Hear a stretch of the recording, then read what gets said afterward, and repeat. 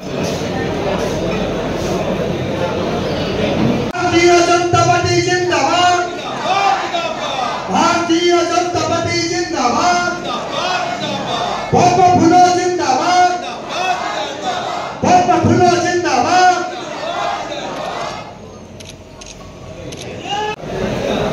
बैठक आरंभ पूर्व मंच बसिथिबा कार्यकर्ता मान परिचय रखुची।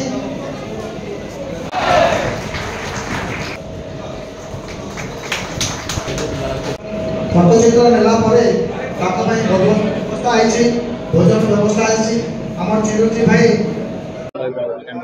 बूथ विजय अभियान होची वास्तव में कर्मकर्ता मानकर बैठक प्रत्येक बूथ स्तर रे किभली भाव में आमर कार्यकर्ता माने कार्य करिवे से विषय रे आज पुंखानुपुंख भाव में आलोचना हम। आगामी 3-4 सप्ताह भितर भोट ग्रहण होबाकू जाउची 25 तारीख में 25 तारीख रे से बूथ स्तर रे सक्रिय होई किभली अधिक संख्यार लोक भोट देवाकू आसीबे, माँ मौसी माने आसीबे, नुआ भोटर माने आसीबे से आज ये बैठकटी होची एवं निर्वाचन परिप्रेक्षी प्रार्थीपत्र दाखल शेष दिन होची 6 तारीख। वर्तमान से प्रक्रिया आरंभ हो गलानी। मु आसंता 3 तारीख शुक्रवार दिन सकाल 11टा बेले अति निराडंबर भाव में मोर प्रार्थीपत्र दाखल करी।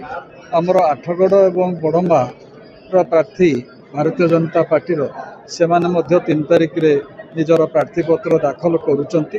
खंडपड़ार विधायक प्रार्थी विधान भारतीय जनता पार्टी से 2 तारीख रे प्रार्थीपत्र दाखल करुचंती।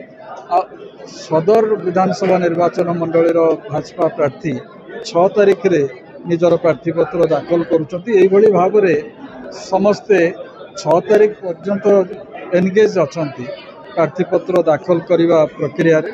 6 तारीख पर आउरी अधिक जोरदार भाव में भारतीय जनता पार्टी तार प्रचार कार्य आरंभ कर।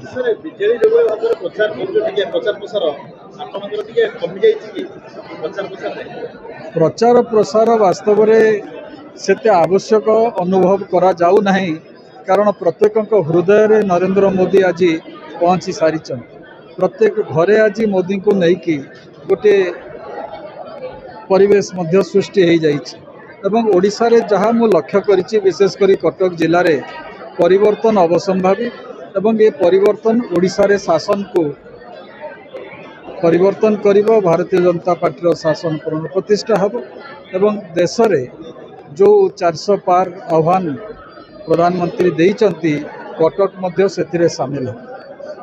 कर्ता मानकर बैठक एथरे बहुत विषय चर्चा हम एवं भोटर मानक किभली जोगाजोग करा जाय परियो से विषय में आलोचना हम।